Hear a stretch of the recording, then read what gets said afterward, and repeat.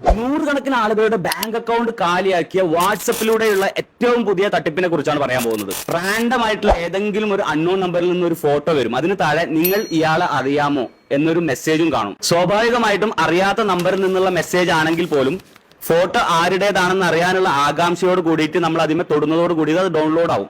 Download ആകുന്നതോട് കൂടിയിട്ട് നമ്മളുടെ phone പൂർണ്ണമായും ഹാക്ക് ചെയ്യപ്പെടുന്ന ഒരു പുതിയ സിസ്റ്റം. പേഴ്സണൽ ഇൻഫർമേഷൻ തുടങ്ങി ഫോട്ടോസും ബാങ്ക് അക്കൗണ്ട് ഡീറ്റെയിൽസും എല്ലാം ഫോണിൽ നിന്ന് ചോർന്നു പോകുന്ന ഒരു സംഭവമാണിത്. സ്റ്റെഗ്നോഗ്രഫി എന്നൊരു ടെക്നോളജിയുടെ സഹായത്തോട് കൂടിയിട്ടാണ് ഈ അയക്കുന്ന ഫോട്ടോകൾക്കിടയിലൂടെ മാൽവെയർ കോഡുകൾ കടത്തിവിട്ടുകൊണ്ട് ഇത്തരം തട്ടിപ്പുകൾ നടത്തുന്നത്.